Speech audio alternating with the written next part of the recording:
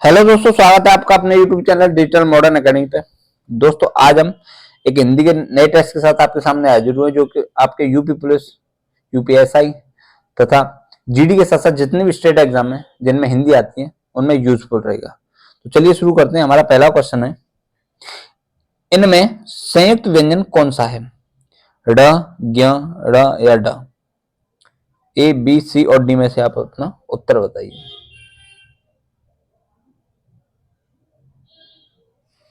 बिल्कुल उत्तर होगा आपका बी, ज्ञ। अच्छा, संयुक्त जो व्यंजन होते हैं कितने होते हैं? चार होते हैं। कितने होते हैं? चार होते हैं। कौन कौन से होते हैं? च, त्र, ज्ञ और आपका स्र। ठीक है। अच्छा, संयुक्त कैसे कैसे होते हैं इसको एक बार देख लें। तो क और स से मिलकर क्या बनता है आपका? च बनता है। त और र से मिलकर क्या बनता है आपका? त्र बनता है। और ज और अंग से क्या बनता है? दो सिंगनिया से आपका ज्ञ। और स और र से बनता है आपका स्र। ठीक है। कितने संयुक्त व्यंजन होते हैं आपके? चार संयुक्त व्यंजन होते हैं। नेक्स्ट क्वेश्चन है, दो या सॉरी दो अथवा दो से अधिक शब्दों से मिलकर बने हुए नए समर्थक शब्द को क्या कहते हैं? नए समर्थक मतलब सार्थक शब्द को क्या कहते हैं? संधि कहते हैं, समास कहते हैं, अव्यय कहते हैं या छंद कहते हैं? बताइए।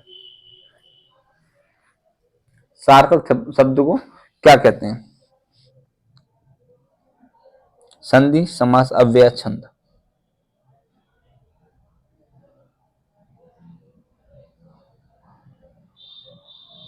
बताइए। बिल्कुल उत्तर होगा इसका क्या? समास होता है। अच्छा, दो शब्दों से मिलकर तो समास बनता है, लेकिन वहीं अगर दो वर्णों से मिलकर बात करें तो क्या होता है? संधि होता है। अगर दो वर्णों से मिलकर बनने वाला शब्द क्या होगा? संधि होगा। और दो शब्दों से मिलकर बनने वाला शब्द क्या होगा? समास होगा। नेक्स्ट क्वेश्चन है, निम्न में से अल्प प्राण वर्ण कौन से हैं? निम्न में से अल्प प्राण वर्ण कौन से हैं? अ, आ, क, ग, थ, ध, फ या भ? ए, बी, सी और डी में से अपना आप उत्तर बताइए।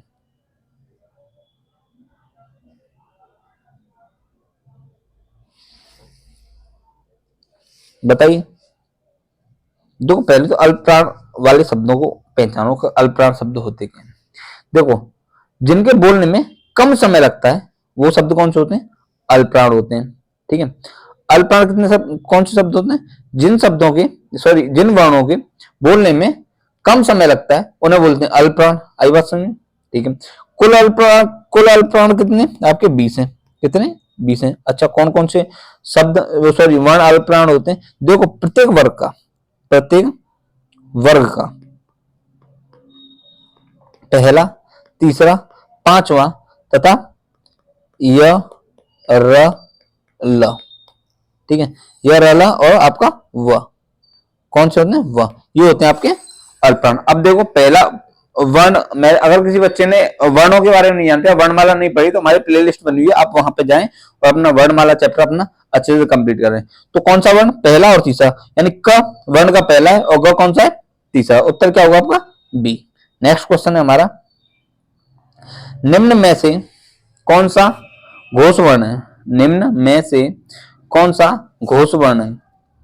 ख, च, म या ठ? घ सॉरी ख, च, म या ठ? बताइए।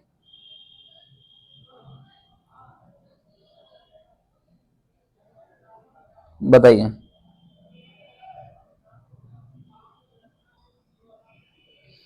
देखो, घोष वर्ण कौन से होते हैं? प्रत्येक वर्ग का तीसरा, चौथा या पांचवा वर्ण। ठीक है। साथ ही साथ आपका य, र, ल, व और ह। य, र, ल, व और आपका ह। ये होते हैं आपके कौन से? घोष वर्ण। कौन से? घोष वर्ण। तो अब बताइए कौन सा वर्ण होगा?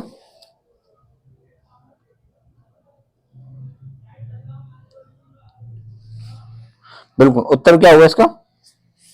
आपका देखो, क ख दूसरा वर्ण हो रहा है, ठीक है, च पहला वर्ण हो रहा है, ट ठ कौन सा हो रहा है आपका दूसरा वर्ण हो रहा है, म कौन सा हो रहा है देखो, तो उत्तर क्या होगा इसका सी। नेक्स्ट क्वेश्चन है, जुगुप्सा कौन से रस का स्थायी भाव है, जुगुप्सा कौन से रस का स्थायी भाव है बताइए, जुगुप्सा कौन से रस का स्थायी भाव है,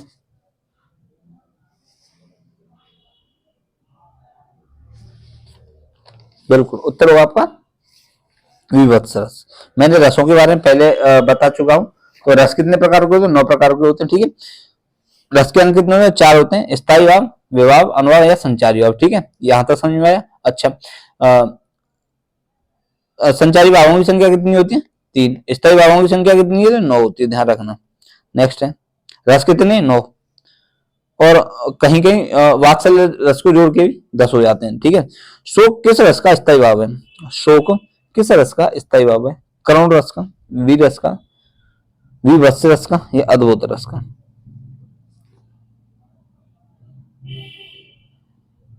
शोक उत्तर क्या हुआ इसका ए, करुण रस का।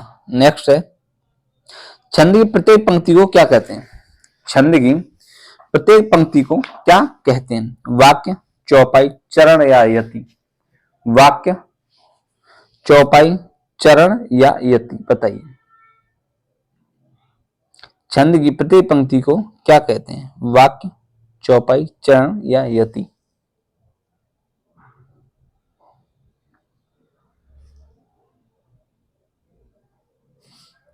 बोलो क्या बोलते हैं, पंक्ति को क्या बोलते हैं, चरण बोलते हैं, ठीक है। नेक्स्ट है, सूर सागर के लेखक कौन है, सूर सागर के लेखक कौन है, तुलसीदास, कृष्णदास, सूरदास या रसखान, बताइए। सूर सागर के लेखक कौन है बताइए।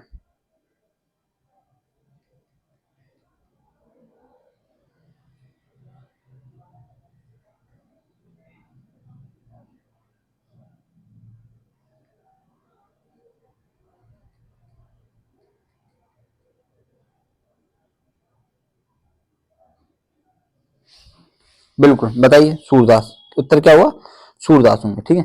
अच्छा, सूरदास की और जो कृति हैं उनको भी देख लें, देखो एक तो है इनकी सूरसागर, आपको पता ही है सूरसागर तो है ही, ठीक है, सूरसारावली, सूरसारावली हो गई, ठीक है, साहित्य लहरी हो गई,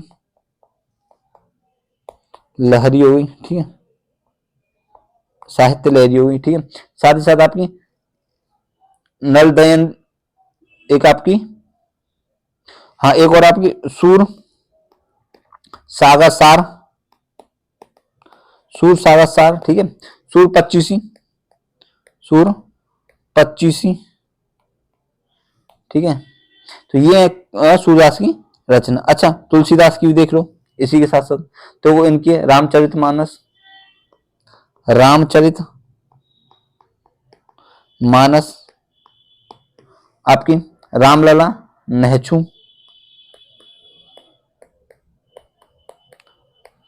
नहछू, ठीक है, वैराग्य संदीपी,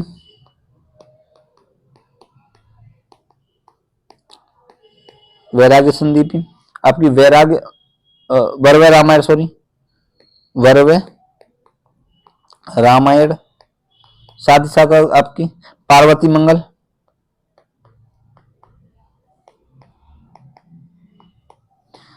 जानकी मंगल, तो ये आपकी किसकी, आपकी आपकी तुलसीदास की, ठीक है।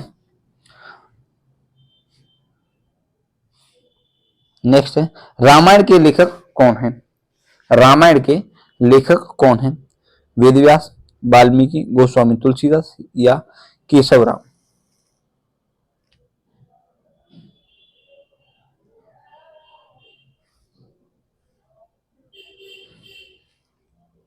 ये केशव दास है, ध्यान रखना, क्या केशव दास, छोड़ो इसे, बताइए उत्तर, बिल्कुल उत्तर क्या होगा वाल्मीकि, क्या हुआ? वाल्मीकि। अच्छा, वेद व्यास महाभारत के रचनाकार हैं। ठीक है, गोस्वामी तुलसीदास की मैंने बताई दी। नेक्स्ट क्वेश्चन है,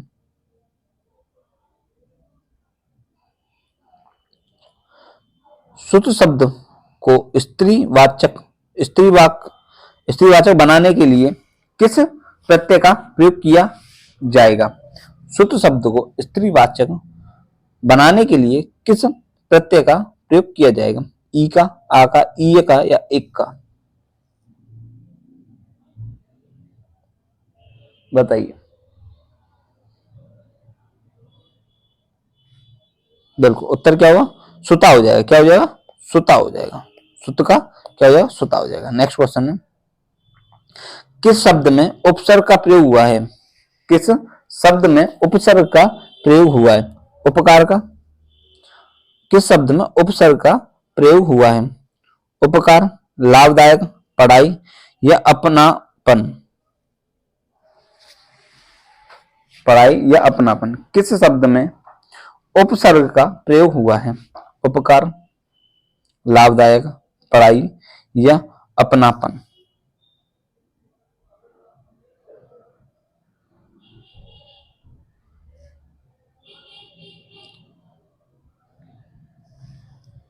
बताइए।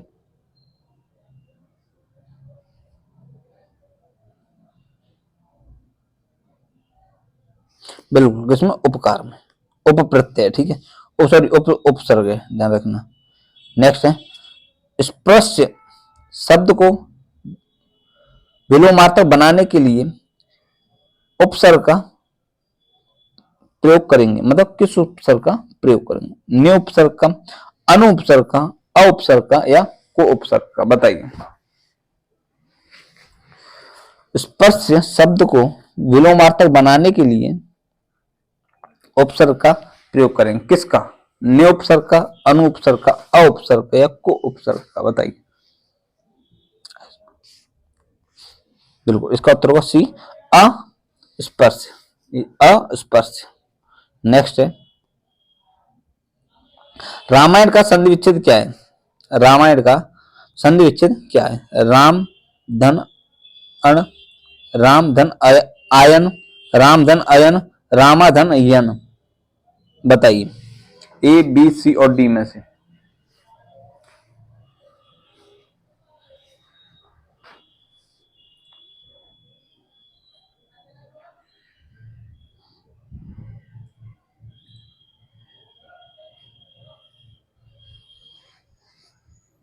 बिल्कुल, उत्तर क्या हुआ? सी, राम धन अयन, राम धन अयन। नेक्स्ट क्वेश्चन है, अश्वरोही का संधि विच्छेद क्या है? अश्वरोही का संधि विच्छेद क्या है? बताइए। अश्वधन आरोही, अश्वधन आरोही, अश्वधन रोही या अश्वधन आरोही? ए बी सी और डी में से उत्तर बताइए।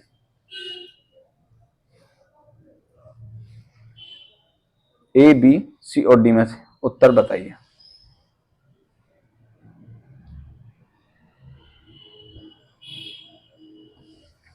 अश्वरोही का संधि विच्छेद क्या है? बताइए।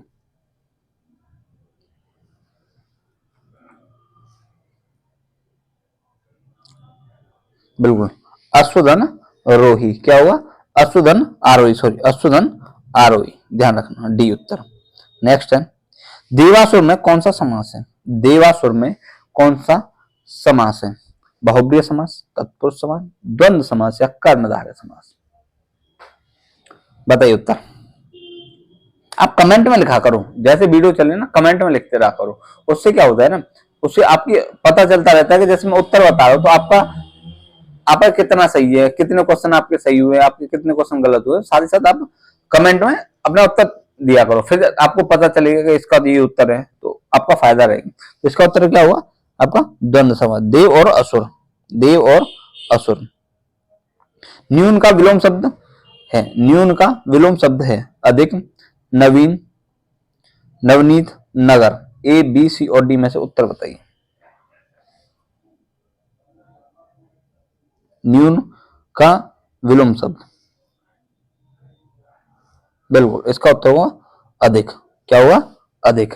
नेक्स्ट क्वेश्चन है, पुष्ट का विलोम शब्द है, पुष्ट का विलोम शब्द है।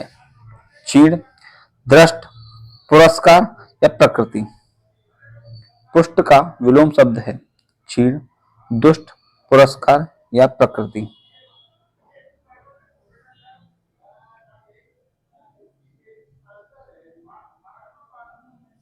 बताइए।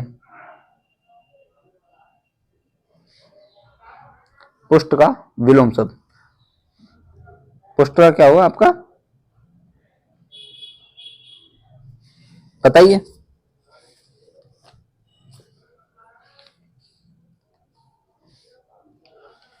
बताइए। पुष्ट का उत्तर हुआ आपका ए, चीर्ण। पुष्ट का क्या हुआ उत्तर, चीर्ण, ध्यान रखना। नेक्स्ट है, छछूंदर के सिर पर चमेली का तिल मुहावरे का अर्थ है। छछूंदर के सिर पर, छछूंदर के सिर में चमेली का तिल मुहावरे का अर्थ है। दान के लिए सुपात्र न होना, गंजे व्यक्ति के सिर पर सुगंधित तेल लगाना, बिल्कुल अनपढ़ व्यक्ति को धन मिलना, या अयोग्य व्यक्ति को अच्छा पद मिलना। बताइए।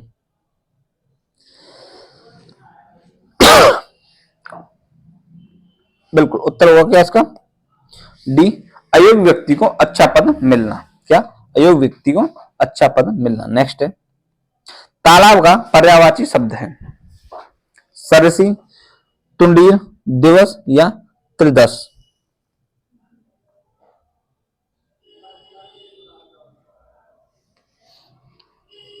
बताइए।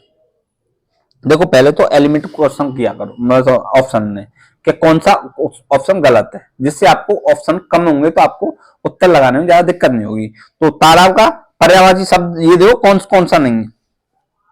देखो आपको पहला दिवस है, दिवस दिन का पर्यायवाची, ध्यान रखना, आपको पता ही है। त्रिदश आपको पता नहीं है। तुंडीर आपको पता है, तर्कस को बोलते हैं। क्या, तर्कस को।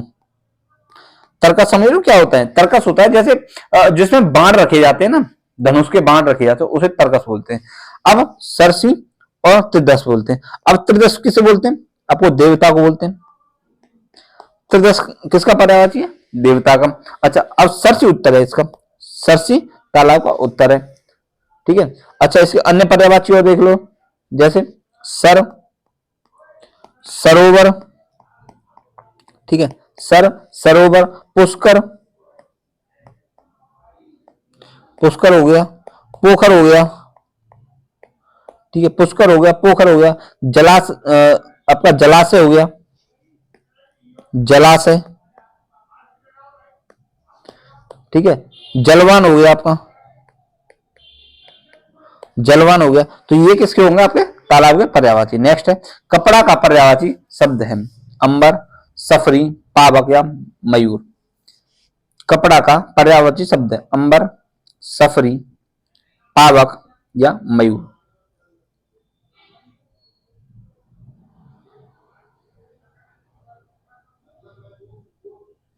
देखो आपको पता है मयूर मोर का है, ठीक है, पावक आग का है, आपको पता है किसका है, आग का।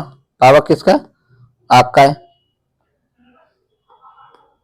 ठीक है। सफरी मछली को बोलते हैं, सफरी किसे बोलते हैं, मछली। तो उत्तर क्या होगा ये, अंबर। अंबर। अच्छा आप कपड़ा का और पर्यायवाची देख लो, जैसे पट होता है, वसन होता है, पट होता है, वसन होता है, ठीक है, परिधान होता है,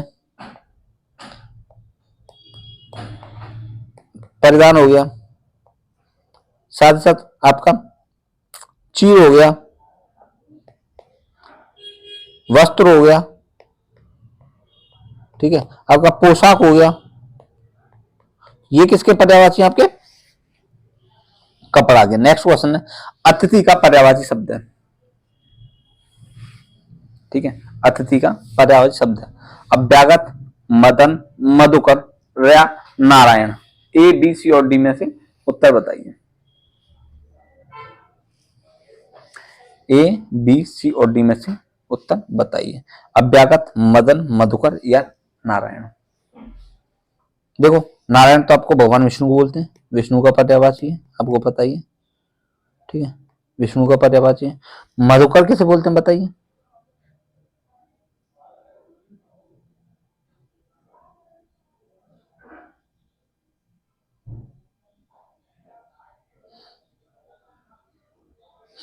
मदन आपको पता ही है, कामदेव को,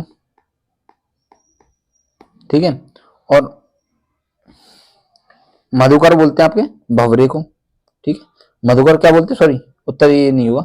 मधुकर किसे बोलते हैं? भंवरे को, ठीक है। तो अभ्यागत होगा, उत्तर क्या होगा? अभ्यागत होगा, ठीक है। अभ्यागत के मतलब अतिथि और है, आगुंतक है, जो पर्यायवाची आगुंतक, आगुंतक, आगुंतक के साथ साथ मेहमान भी है।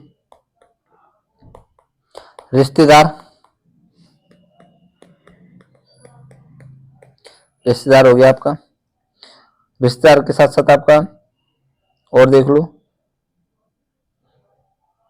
एक और है, कौन सा है? एक पाहुन है।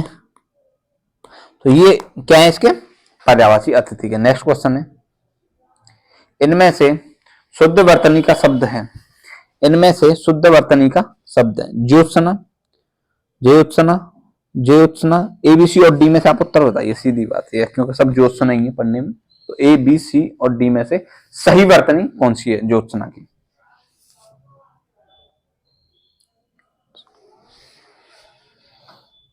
बिल्कुल उत्तर होगा आपका सी, ज्योत्सना। नेक्स्ट है, इनमें से शुद्ध वर्तनी का शब्द है, इनमें से शुद्ध वर्तनी का शब्द है ब्रज, ब्रज, ब्रज या व्रज। ए बी सी और डी में से उत्तर बताइए। आपको इसका उत्तर तो आपको दिख ही रहा होगा, तो बिल्कुल इसका उत्तर आपका सही है, बी उत्तर होगा। नेक्स्ट है, निम्न में से शुद्ध वर्तनी वाला शब्द है टिप्पणी, टिप्पणी का, टिप्पणी का शुद्ध वर्तनी बताइए, टिप्पणी की शुद्ध वर्तनी बताइए।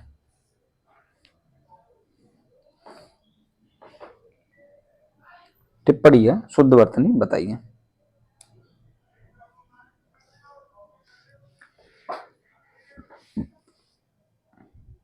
ए बी सी और डी में से उत्तर बताइए।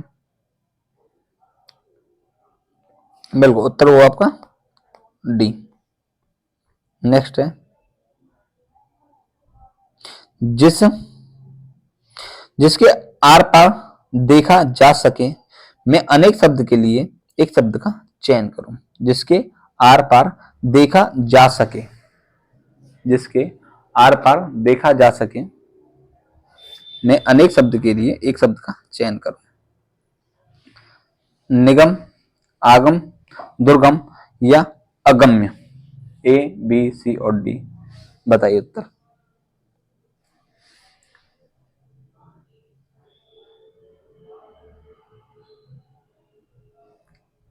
बताइए।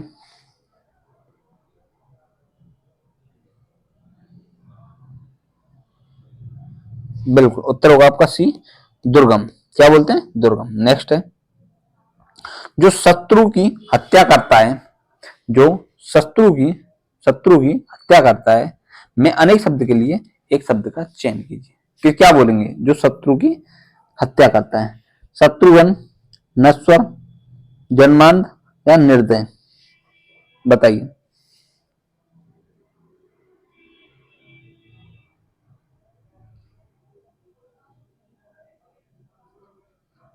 बिल्कुल उत्तर होगा क्या?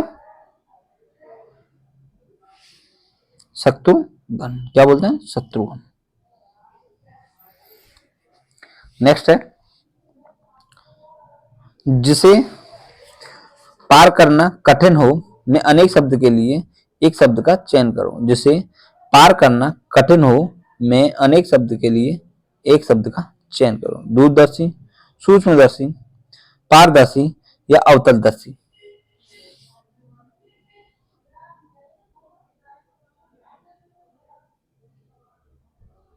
बताइए। बिल्कुल उत्तर क्या होगा? सी, पारदर्शी। उत्तर क्या होगा? सी, पारदर्शी। नेक्स्ट है, महात्मा बुद्ध ने लोगों को अहिंसा का टेस्ट, ब्लैंक स्थान बनना है, खाली स्थान बनना है, दिया। महात्मा बुद्ध ने लोगों को अहिंसा का डैश दिया, क्या दिया? पाठ दिया, संदेश दिया, शिक्षा दिया या उपदेश दिए? बताओ क्या आएगा?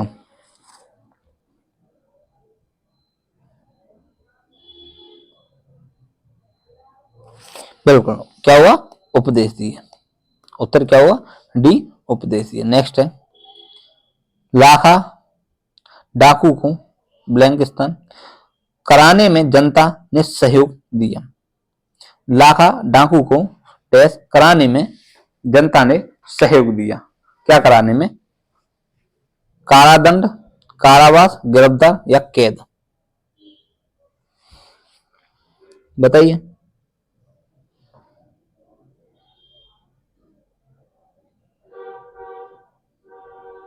बताइए। बिल्कुल, उत्तर क्या हुआ इसका? सी, गिरफ्तार कराने में। क्या? गिरफ्तार कराने में। नेक्स्ट है, चमड़ी जाए पर दमड़ी न जाए, मुहावरे का अर्थ है क्या है? पैसा, पैसा ही माँ बाप होना, अत्यधिक कंजूस होना, मक्खी चूस होना, मर जाए पर पैसा न जाए। बताइए, ये हमारा लास्ट क्वेश्चन है इस मॉक टेस्ट का। बिल्कुल, इस उत्तर आपका सही है। क्या हुआ? सी, मक्खी चूस होना। ठीक है, तो चलिए इस सेशन को यहीं समाप्त करते हैं। मिलते हैं कल एक नए मॉक टेस्ट के साथ, बिल्कुल जुनून के साथ। और आपका एक और नई खुशखबरी आपके लिए कि आपके यूपी पुलिस में, ठीक है, यूपी पुलिस में जो एज रिलैक्सेशन है वो 3 साल दे दिया है। अगर कोई बच्चा अगर ओवरेज हो रहा था कुछ दिनों से या 3 साल तक, तो बच्चा अपना फॉर्म भर सकता है। ठीक है, तो चलिए आपके लिए खुशी की बात है, तैयार हो जाइए, तैयारी कीजिए। चलो इस क्लास में समाप्त करते हैं, मिलते हैं कल एक नई क्लास के साथ। तब तक के लिए गुड बाय, टेक केयर।